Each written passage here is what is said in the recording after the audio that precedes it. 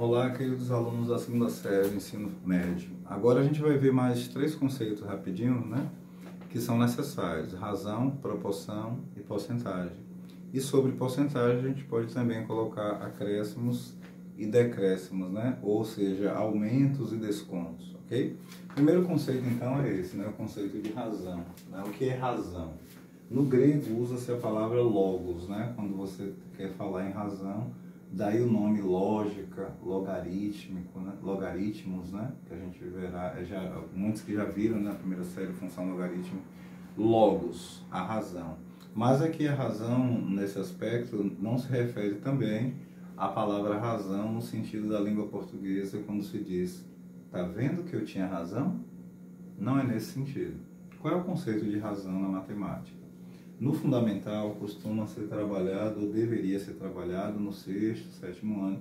Esse conceito é um conceito simples. Razão, se a gente tiver dois números, dados dois números reais, A e B, com B diferente de zero, claro, que B vai fazer papel de denominador, né? Chama-se razão de A para B ao quociente ou divisão A sobre B, onde lá em fração a gente costuma chamar numerador e denominador, não é assim? Aqui, em razão, a gente chama o numeral de cima, o A, de antecedente e aquele que vem depois, consequente. Ah, Itamar, então razão é uma comparação entre duas grandezas, né? Exatamente. É uma divisão, exatamente, é um quociente. Dê um exemplo, bem, tem um exemplo aqui onde diz assim: se uma caixa em formato de cubo, né? Uma caixa em 3 dimensões, um cubo, medir 1 metro de aresta e outra caixa de igual formato, né? Ou forma, mede 2 metros de aresta, encontre a relação A para B ou B para A. O que está sendo pedido, razão, né? A sobre B, B sobre A. Primeiro a gente precisa identificar quem é quem, né? Quem é A, quem é B. Eu estou considerando que A seja a caixa que possui aresta igual a 1 metro. Para quem não lembra o que é aresta, que é um conceito de geometria, eu vou tentar desenhar aqui a mão livre uma caixa, né? Um cubo, né?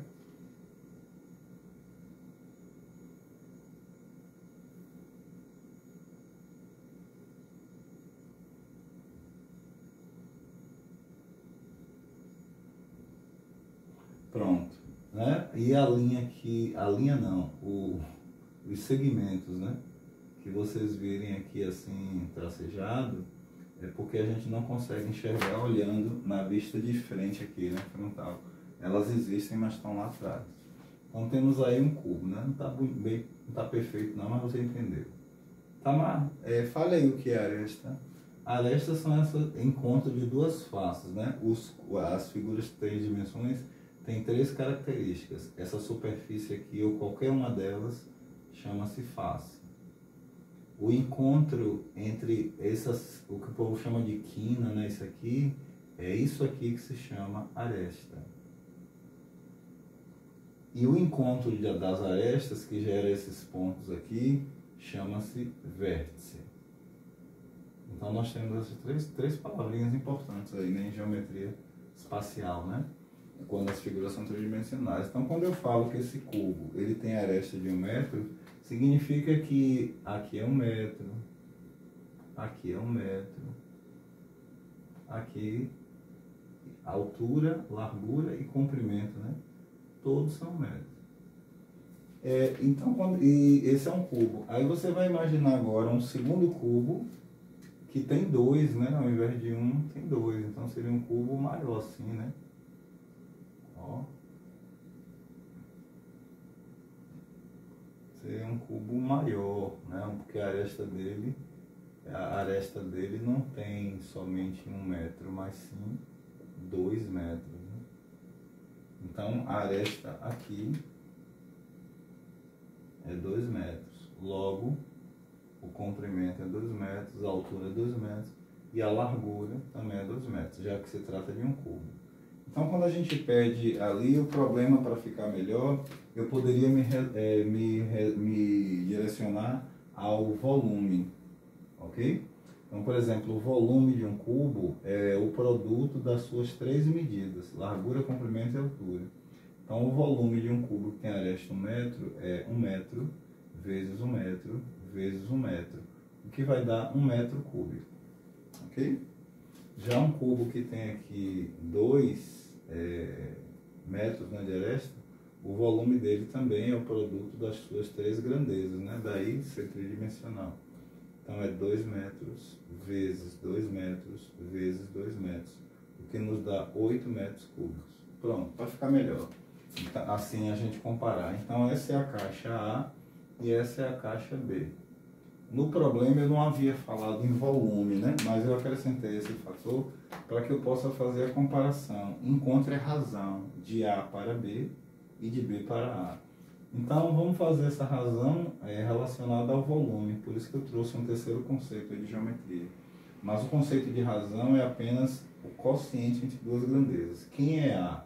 Esse cubo, né? Então, no primeiro caso, A sobre B, razão é isso, né? Teremos o volume de A, 1 metro cúbico, dividido pelo volume de B, 8 metros cúbicos.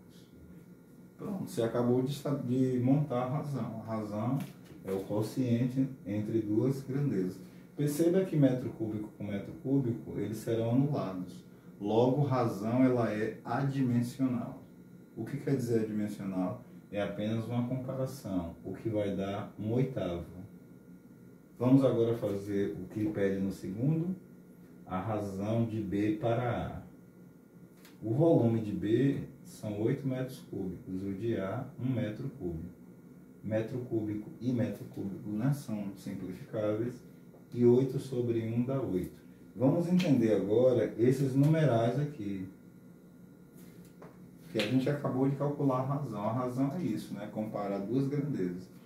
No primeiro caso, a gente pode concluir que fazendo a razão de A para B, esse cubo tem capacidade, se fosse encher ele de água, por exemplo, ele teria capacidade de 1/8 em relação ao outro. Entendeu?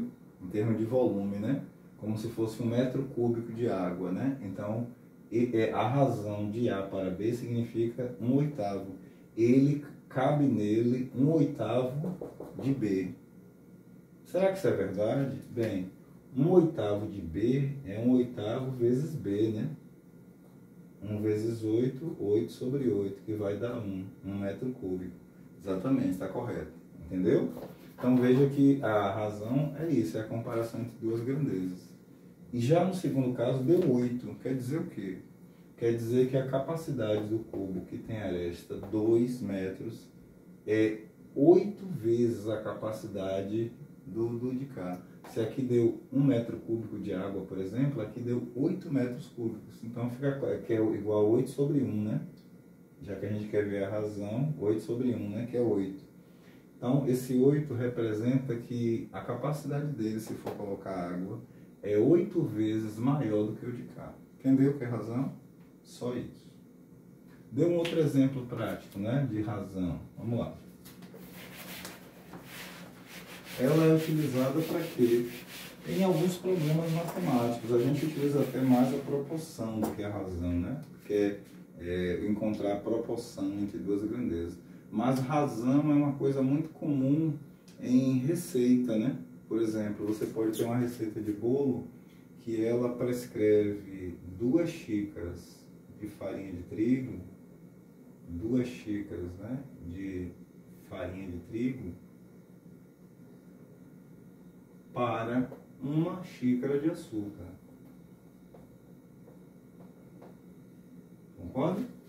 Então, se você fizer a razão entre FT, que é farinha de trigo, a razão para A, que é açúcar, a razão será 2 para 1, né?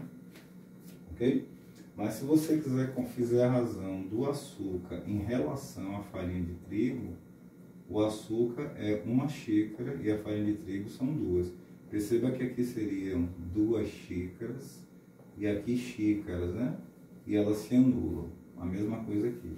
O que quer dizer o cálculo? 2 sobre 1 resulta 2 e 1 sobre 2 é 1 sobre 2, é meio. significa o seguinte, que a razão de farinha de trigo em relação ao açúcar é o dobro dele. E esse 1/2 quer dizer que a relação açúcar-farinha de trigo é a metade, né? É metade da farinha de trigo. Então, se você mantiver essa proporção aí, você vai manter a receita, tá vendo? Na prática. Ok? Então, está aí um conceito de razão. Você pode fazer razão com qualquer coisa que você queira comparar. Por exemplo, a altura de uma pessoa em relação à outra, né? Uma pessoa mede 1,62 metros, e a outra, a pessoa A, e a pessoa B é alta, mede 1,90. Aí você quer comparar a pessoa A em relação a B ou a pessoa B em relação a A. Lembrando o conceito de razão. Razão é apenas a comparação ou divisão entre duas grandezas. Para facilitar o cálculo, vamos usar a calculadora aqui, né? Por exemplo, A. Qual é a medida de A? 1,62 metros. Qual é a medida de B? 1,90 metros. Qual é a medida de B? Aqui, 1,90 metros. E A, 1,62. Perceba que sempre as grandezas são simplificadas, né? Mostrando que razão trata-se de um número, né? Uma grandeza adimensional. Ela não tem escala, é apenas um número, ok? Ela não tem uma grandeza que a acompanha, como se fala, 1 metro, 1 quilograma, né? 1 litro, não. Razão é apenas a comparação de uma grandeza em relação à outra. Quando a gente cancela as grandezas, sobram apenas os numerais, ok?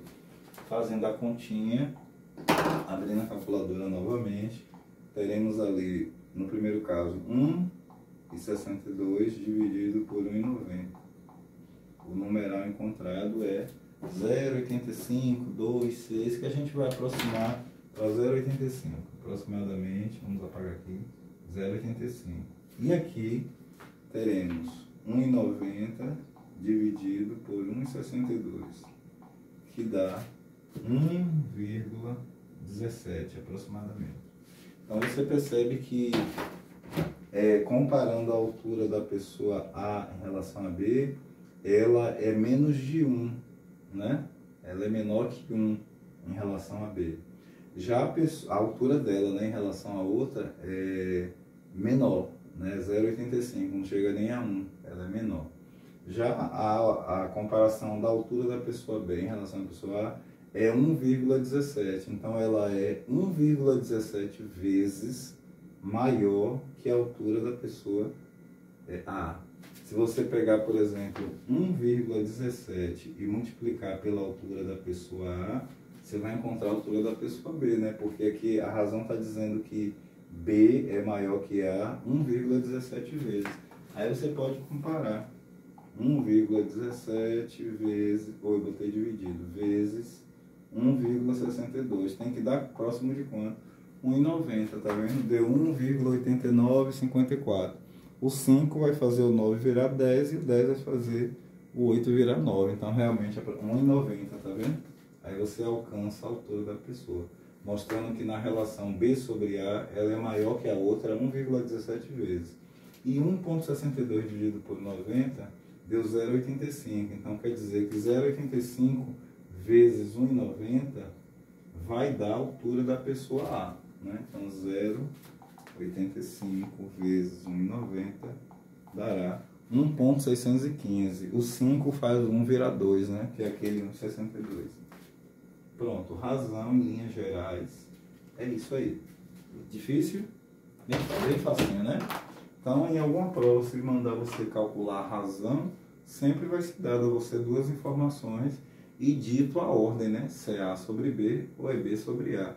Porque a razão faz uma espécie de quê? De comparação, ela estabelece comparação. Lembra aí da xícara de farinha de trigo e do açúcar, né? Ou do cubo, né? Que a gente viu ali. A gente é capaz de, com a razão, entender quantas vezes uma coisa é maior que a outra, né? Ou menor que a outra. Então a razão serve para fazer estabelecer essa comparação. E a proporção faz o quê? Para poder a gente adiantar. Vamos apagar aqui o raciocínio e já ver proporção. É mais um conceito de matemática financeira.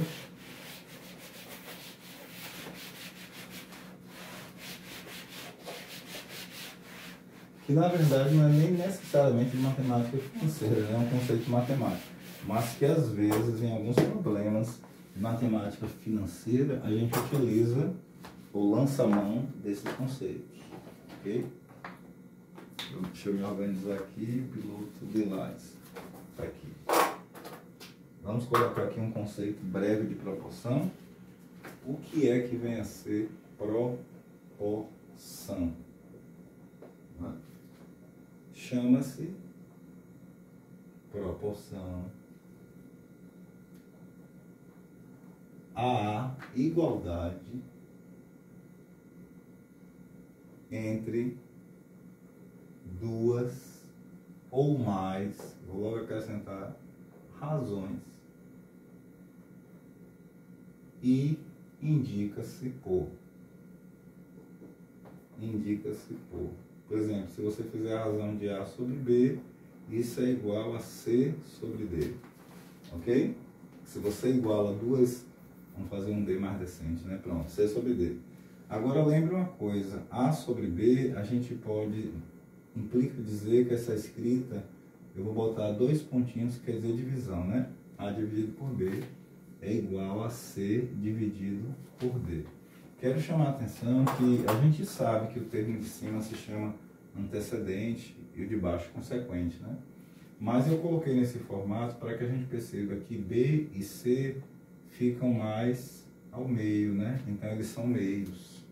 E o A e o D ficam nas extremidades, então eles são os extremos. Isso é importante porque nasce uma propriedade importantíssima aí das proporções, que é a seguinte: o que você chama de cruz credo, né? Na verdade é o seguinte: o inverso da divisão é a multiplicação. Então, o produto entre os extremos é igual ao produto entre os meios. Geralmente a frase é dita assim: o produto entre os meios, B vezes C, é igual ao produto entre os extremos. Está vendo? Você transforma em multiplicação. E isso aí é muito importante para resolver problemas que envolvem equação e assim por diante. Já entraremos nisso. Vamos ver uma propriedade. Essa é a chamada propriedade fundamental. Essa é a fundamental para resolver problemas que envolvem equação. Daqui a pouco a gente faz exemplos.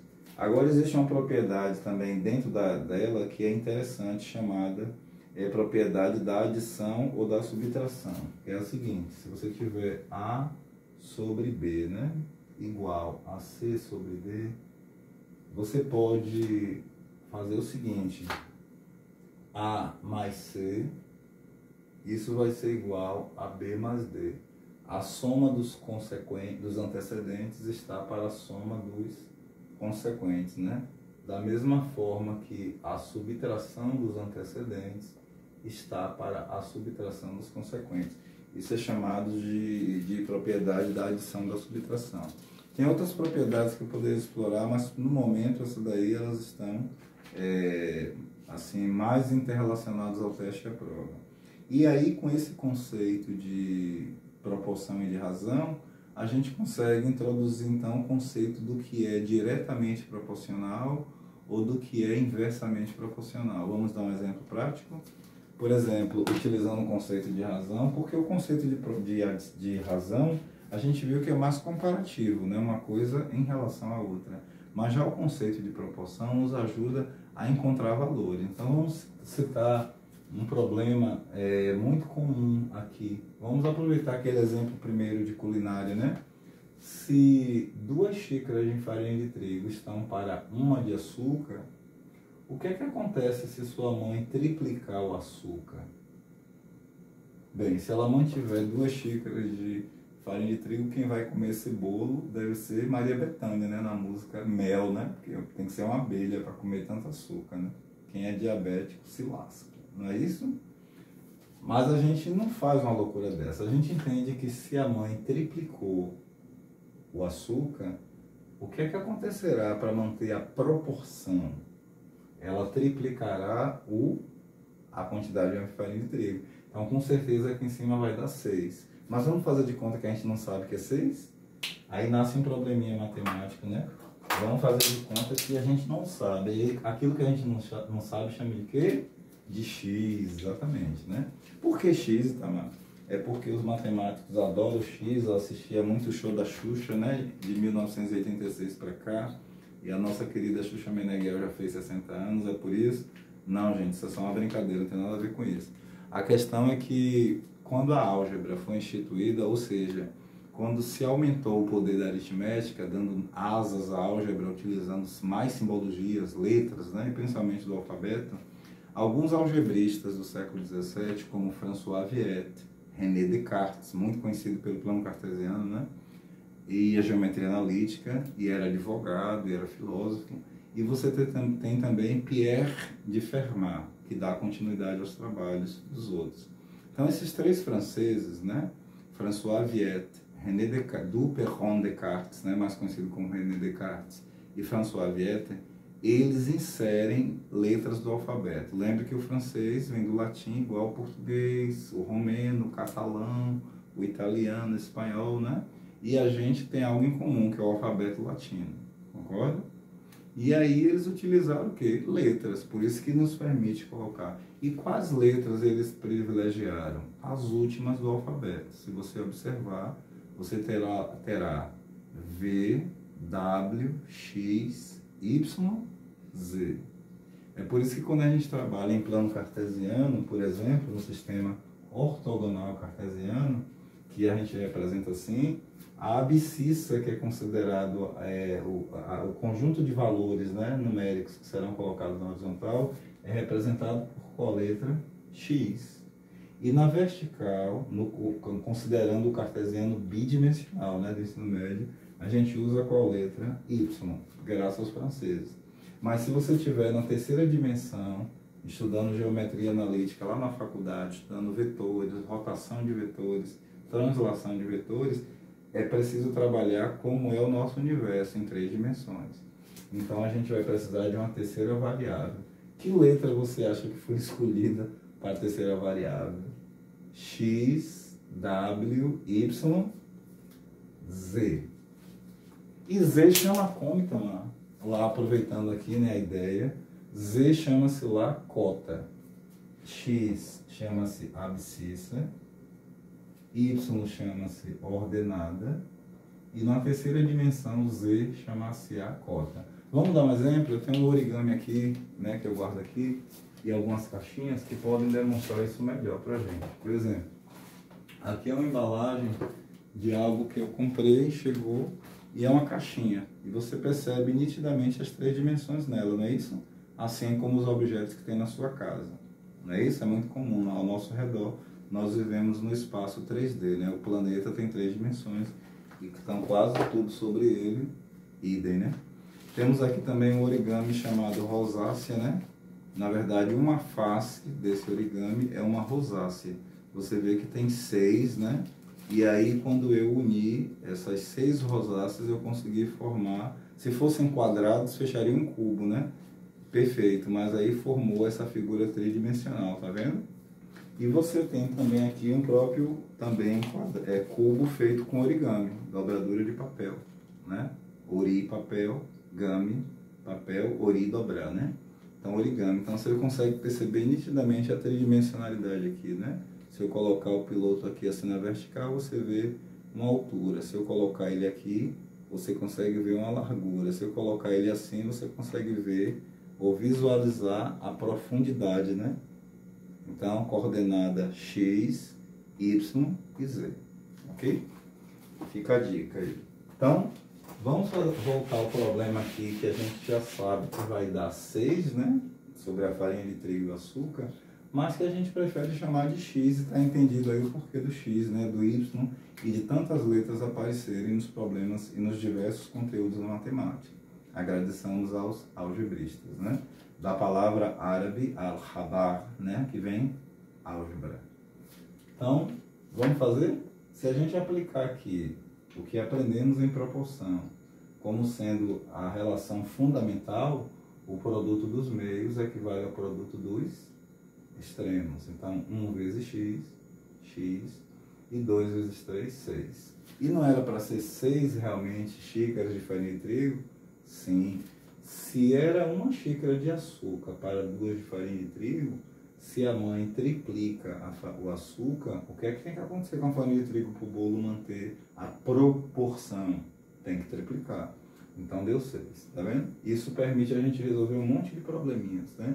Principalmente lá em PG, né? Quando a gente chegar em PG, vai ser muito importante. Por exemplo, mesmo sem querer dar um conceito, eu não vou dar um conceito agora ainda, porque a gente não vai falar de PG, mas vamos fazer um probleminha assim do tipo, às vezes aparece algo assim, x mais 1 sobre 5 é igual a, sei lá, 2 vezes x menos 3 sobre 4. Aparece problemas assim, diz assim, ache x. Você vai lembrar que isso é uma proporção, né? Uma coisa está sendo comparada à outra. É uma razão. Então nós temos duas razões. A igualdade entre duas razões é uma proporção. Se é uma proporção, vale a regra o que? Geral, né? Produto dos meios e dos extremos. Você escolhe aí por onde quer começar. 4 vezes isso ficará 4 vezes x mais 1. Então eles têm que vir entre parênteses, porque 4 vai multiplicar toda essa estrutura, né? Não só o x, não só o 1, mas o x mais 1, que é um binômio. E o 5 vezes isso aqui. Então, isso é igual a 5 vezes isso aqui, 2, que já multiplica x menos 3. Percebe? Então, acabamos de aplicar a regra geral, né? Produto dos meios igual a produto dos extremos, que você chama de quê? De cruz credo, né? Mas o nome técnico é produto, né? E produto quer dizer multiplicação, ok? Agora você resolve a equação. O 4 multiplica o x e o 1. 4 é positivo, vezes x dá 4x. 4 é positivo e 1 é positivo, 4 multiplicado por 1 resulta nele próprio. 5 vezes 2 dá 10. Então fica 10 que multiplica x menos 3. Aqui não tem mais nada a fazer, apenas repetir. Mas aqui tem 10 vezes x, ambos são positivos, dá 10x. 10 é positivo, 3 é negativo, resultado negativo, 10 vezes 3, 30. Numa equação, as variáveis, né, ou incógnitas trabalham ali, não variáveis, as incógnitas trabalham juntas. Então, 4x vai se juntar com esse 10x, só que ele está do lado de lá, né, o segundo membro. Passando para cá, troca a função dele. Se aqui era somativa, aqui é diminutiva. Mantém-se o 30 do outro lado, e o mais 4 desse lado para lá passa com o menos 4. 4 menos 10, menos 6. Menos 30 e menos 4, menos 34. Portanto, x equivale a menos 34 sobre menos 6. Note que menos dividido por menos resulta mais, né? E teremos então 34 sextos. Como ambos são pares, são múltiplos de 2. Então, se são múltiplos, são divisíveis por 2. 34 por 2 dá 17 e 6 por 2 dá 3. Final da história, x equivale a 17 terços. Beleza?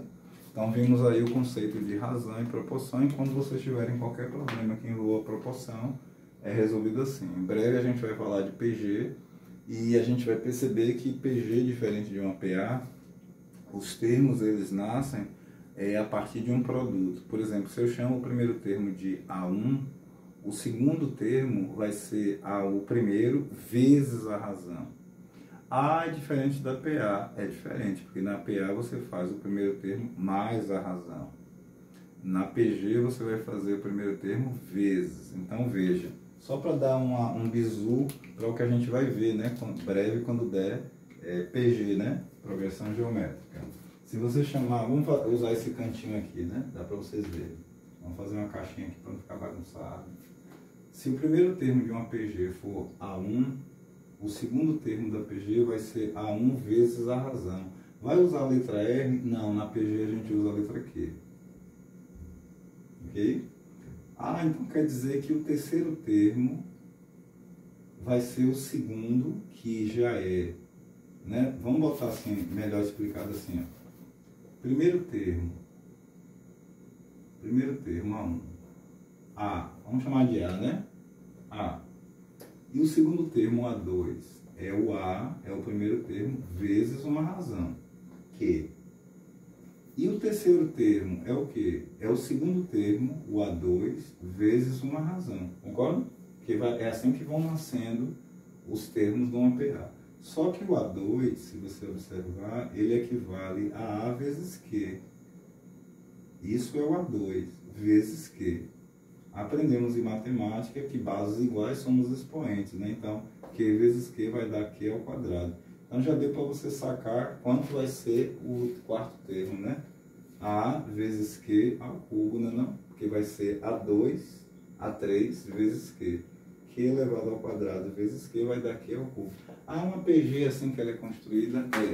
Tem uma fórmula do termo geral também? Tem. Tem uma fórmula? Tem. Então, a gente vai ver breve. Aqui só foi para dar um bizu rápido, já que a gente falou de proporção e de produto. É bom lembrar que PG tem a ver com produto. Até a próxima, um abraço para todo mundo. Tchau.